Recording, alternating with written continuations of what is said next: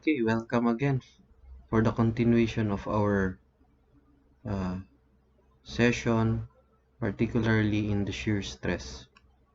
So let us consider the next problem. So for the next problem, this is a problem on a column and a plate. Of course, the principle of the column and the plate is the punching shear, or what we call the punching shear. So let us read the problem.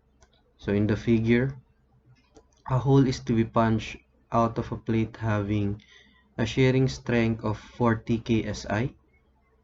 Then the compressive stress in the punch is limited to 50 ksi. So letter A, compute the maximum thickness of the plate in which a 2.5 inches in diameter can be punched. And then another condition, if the plate is 0.25 inch thick, determine the diameter of the smallest hole that can be punched. Okay, so for this one, let us identify the given. Okay, so for the given, it is obvious that we have an allowables.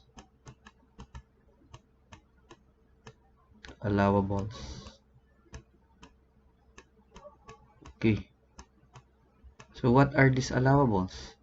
So first, we have an allowable for the compressive stress. According to the problem is 50 ksi. Okay, so what is this property all about? So 50 ksi is applicable only to a member that is in compression. Of course, if we identify the member which is subjected to compression, obviously that is for the column only. Okay, so this is for the column only because the column here is subjected to compression or shortening, while that of the plate, this plate is subjected to a shearing, since we have here an exact hole that is parallel to this section, parallel to this section, or the edge of the column. Okay, so the tendency here is this plate to be punched out by this column. Okay, so for letter A, we have specified here a 2.5 millimeter, or sorry, 2.5 inches 2.5 inches in diameter. Okay, so 2.5. So may I write that down? 2.5 inches. And then for the other allowable, of course, the allowable tau is equal to 40 ksi. So 40 ksi is only applicable to what? Of course, the plate.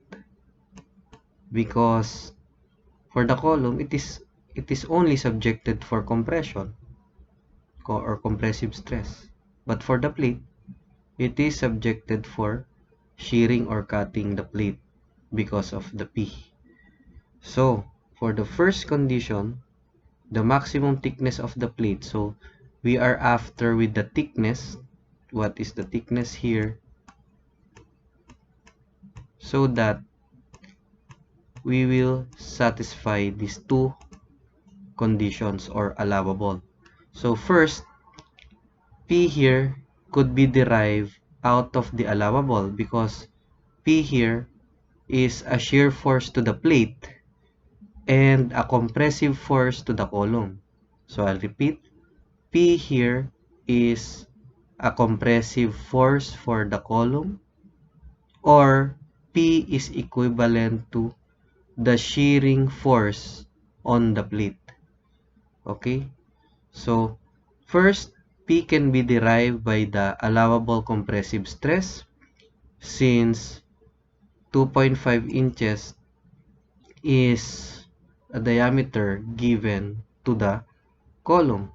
So out of the formula, if we have sigma is equal to P over A, sigma here is given, that is known. The area could be determined because we have already have the value of the diameter. So the area could be derived out of the diameter, or just simply the area of the circular cross-section of the column. And then P can be derived. Okay, so doing that by cross multiplication, again, this is the equation, and then we have just to substitute the allowable, that is 50 for the column. Okay, and then this is the area of the column, so pi over 4 times d squared. So again, as I have said, given already the diameter. So out of that, P is derived now. Okay, so P was derived out of the condition of the column, or the compressive stress. Now for the thickness of the plate, we will just use this formula, or simple formula. Tau is equal to capital letter V all over the shear area. So recall that the shear area for a punching is the perimeter times the thickness. Okay, so for a circular section, we need to have the area to be equal to circumference times thickness. And then, isn't it that circumference is pi d in terms of the diameter? Okay, so that is pi d times thickness. So basically, if we cross multiply this one, again, this is the expression. V is equal to the shear stress times the shear area. So what is the shear force here? So class, the shear force here is P. So as I have said a while ago, P is compressive for the column, and P is the shear force on the plate. Okay, so it is being resisted by a series of shear. So why is that? You might ask, why is that? Because we will just satisfy the equilibrium equation in terms of the axis, or the vertical axis, meaning P is being resisted by a series of shear force here going against the direction of P. Okay, so this is the P, diba? So that is the P, and this is the shear. Okay, so this series of forces is only represented by a single force, P. So that's the concept. That is why P here is also the shear force for the plate. Okay, so by that, we have to substitute now what was derived P a while ago. Okay, so this is shear, and then we substitute the allowable shearing stress, and then this is the area. As I have said, this is circumference times thickness. So the circumference is pi times diameter, or pi 2.5 times thickness. So out of this, the equation yields to a single unknown t. And then manipulating the equation again, we come up with our required thickness if if we have a diameter of 2.5 and a force P, considering these two allowables, compressive and uh, shearing stress. Okay, so letter B is a different story wherein the unknowns are now reversed. So in this particular unknown,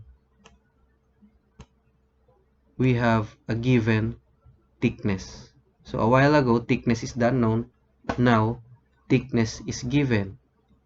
And then the diameter is unknown. So the question is, if we have two allowables for the compressive stress and the shear stress, 50 and 40 respectively, we will now have a given for thickness, wherein this thickness is 0.25. Okay, so if that is 0.25, our unknown now is this one. So as I have said, we have just having a reverse given and unknown here. Okay, so this is now our unknown diameter. Okay, so as a solution, we also take all the concept of letter A but reverse given and unknown. So again, we are going to derive P in terms of the compressive stress. Okay, P in terms of the compressive stress. So here it is. So coming from this formula, we'll just have to substitute 50 here. And then the area, of course, unknown diameter. So we will be having an equation of P in terms of the diameter D. Okay, so out of that, say this is the first equation, we will be needing another equation to derive our diameter. So again, for the plate, we are through with the column, we proceed to the plate. We'll just have to perform this formula in order to have our diameter in the equation. So first, shear force is equal to tau times A. So shear force here is just P. Okay, as I have said, the resisting force, a series of V again, okay, that is surrounding this perimeter, a series of V represented by V is resisting our P. And then we just satisfy this one, summation forces vertical is equal to 0. We'll just say that V is equal to P. Okay, so out of that, just the same, we substitute the allowable, okay, and then we substitute the area, and the area is the shear area for a punching shear is the perimeter times thickness. So if we have a circular one, circumference times thickness, and circumference is pi d times thickness. So here it is, pi d times thickness 0.25.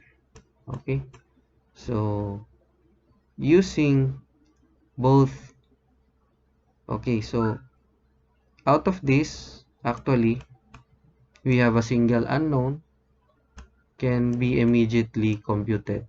Okay, so diameter is equivalent to 0.8 inches if we have a thickness of 0.25 and then satisfying the allowables.